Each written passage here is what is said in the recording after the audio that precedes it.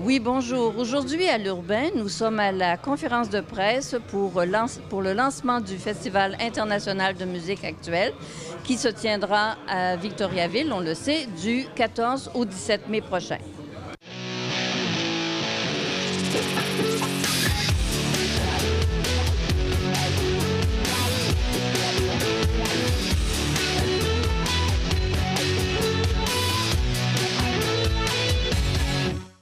Alors, Monsieur Dorion, la première question que je veux vous poser, c'est un commissaire aux installations sonores et en art visuel, qu'est-ce que ça fait dans un festival de musique actuelle? Expliquez-moi.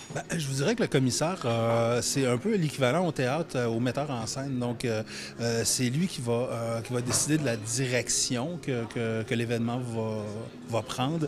Il va faire la sélection des artistes, va trouver les endroits, va s'assurer que les artistes sont capables de s'épanouir dans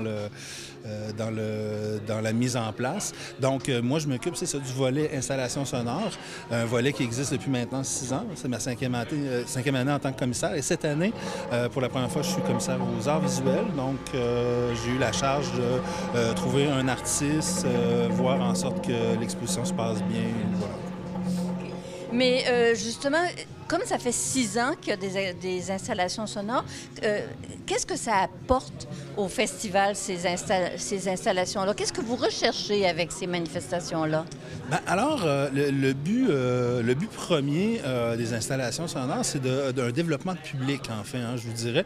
Donc, développement de public en offrant cet espace-là gratuitement, c'est-à-dire que les visiteurs n'ont rien à payer.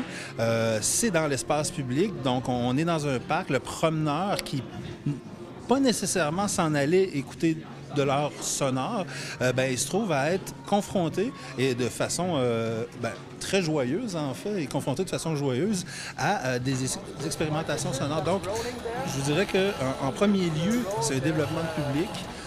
C'est aussi faire connaître l'événement et impliquer les gens de la région Victoriaville, la grande région des Bois-Francs, à connaître le festival et s'impliquer dans le festival. Il y a un caractère festif là, avec ça. Là. On se promène, on entend des sons, mais des sons qui sont parfois un peu particuliers. Là. Je ne sais pas comment les qualifier. Est-ce qu'il y a des gens sur place qui peuvent expliquer ou par rapport aux écoles, j'imagine qu'il y a des explications qui sont données à ce que l'on voit et ce qu'on entend? Oui, tout à fait. Bien sûr, on ne met pas des œuvres dans l'espace public sans surveillance et sans interprétation. Donc, à chaque installation, on s'assure d'avoir des bénévoles qui sont là pour expliquer, pour surveiller aussi. Et pour ce qui est des groupes scolaires, on fonctionne depuis quelques années avec un guide scolaire qui met en rapport, en fait, les œuvres et qui propose des exercices d'interprétation autant aux élèves de 5e année que du secondaire. Et donc, ça va être justement un travail d'interprétation. Qu'est-ce qu'ils ressentent, qu'est-ce qu'ils ont, et puis des petits exercices pour expliquer un peu des systèmes fort simples. Donc, oui, c'est vraiment, c'est ça, c'est didactique, là, je vous dirais. Là. Écoutez, je vais peut-être dire une bêtise, vous me corrigerez, mais est-ce que ça se peut que ces installations sonores-là ont un peu un volet recherche et développement? Il y a comme une quête d'une nouvelle forme de sonorité, de nouvelles façons de faire de la musique. Tout à fait. Ce n'est pas une bêtise. En fait, la musique actuelle, ça le dit, c'est actuel. Donc, ça prend les formes, qui se développent. Ça prend les formes qui sont immédiates. Et de plus en plus, dans le domaine de la musique de création, dans le domaine de la musique de recherche, de plus en plus, on recherche aussi une façon de diffusion qui n'est pas nécessairement correcte en spectacle. Donc, quand on propose 2 pianos qui fonctionnent tout seuls, je crois pas que ce serait intéressant que les pianos fonctionnent tout seuls. On s'installe dans une salle, qu'on paye un billet et qu'on s'assoit et pendant 2 heures, on regarde 2 pianos jouer. Là, faut le mettre en contexte. Donc là, à ce moment-ci, ces 2 pianos-là qui jouent tout seuls, on est à l'extérieur, on a une mise en scène, on a quelque chose. Donc, c'est véritablement, c'est ça, une intégration des nouvelles formes de diffusion, tout simplement. Je vous remercie beaucoup, ça a été très intéressant. Merci.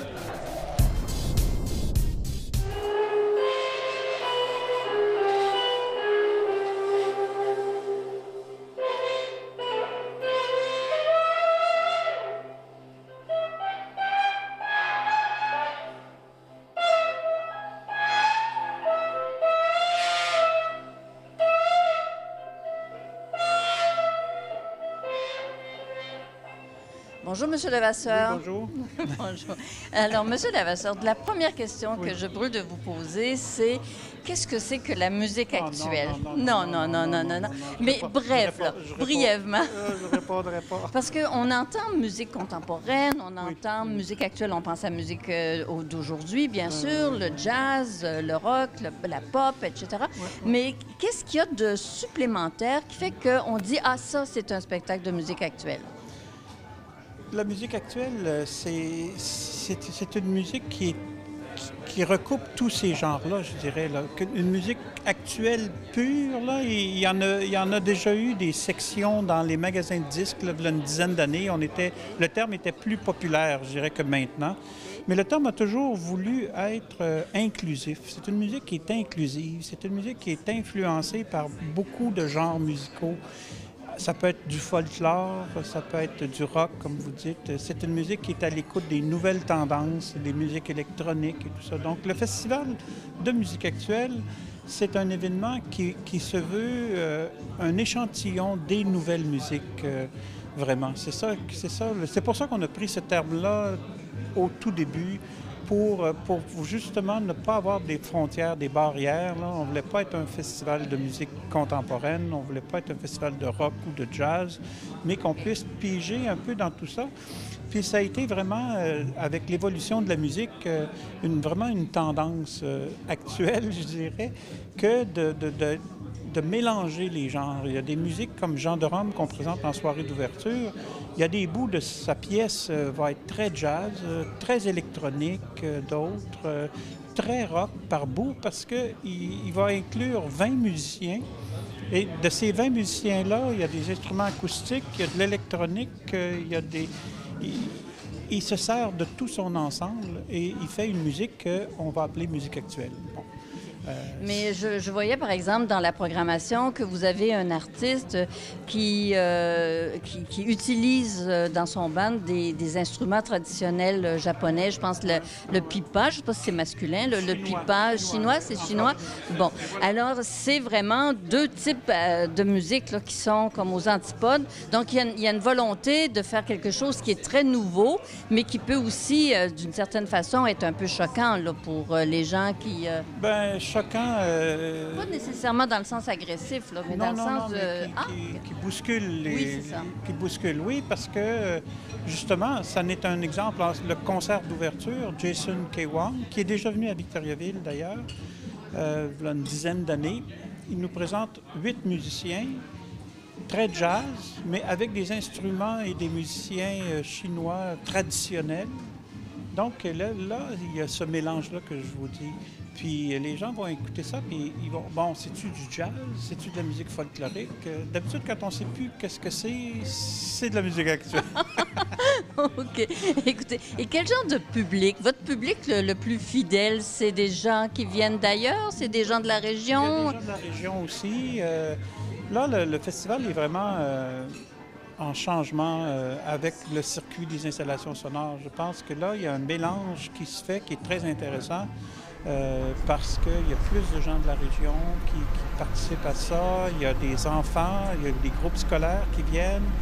Puis, il y a aussi un public spécialisé.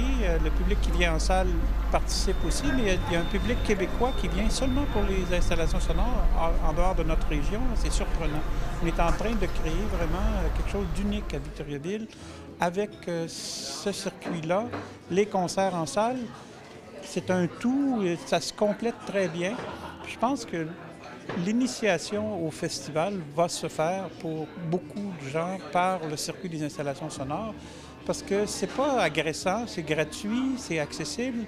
Puis aussi, si les gens vont vers ces installations-là, puis si ça les intéresse plus, on reste 5, 6, 10 minutes, on peut rester 1 heure à un endroit, mais on peut le quitter, puis ça ne dérange personne. On y va à son propre rythme. Donc ça c'est un très bon élément pour entrer en contact avec notre festival. Une dernière question. Comme directeur artistique, vous avez la responsabilité d'élaborer la programmation.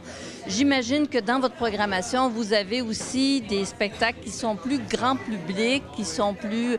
Est-ce que vous en avez 1 ou 2 à nous conseiller pour cette année? Je conseillerais pour des non-initiés invité à notre festival, là, le spectacle du dimanche après-midi au Colisée, Joshua et Brahms, qui est un ensemble de 6 musiciens et avec comme invité spécial un très grand percussionniste de Chicago, Amit Drake.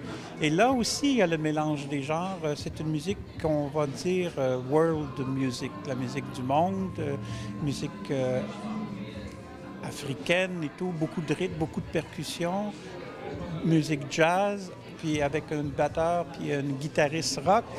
Mais c'est très rythmé, puis c'est vraiment le concert à suggérer aux gens qui veulent s'initier au FIMAV, là, puis passer une belle après-midi. Puis c'est pas comment vous avez dit ça tout à l'heure, là? C'est pas trop choquant. Alors, c'est tout pour aujourd'hui. J'espère que ça vous a plu et je vous demanderai de bien remplir votre carnet de festivalier. Alors, à bientôt.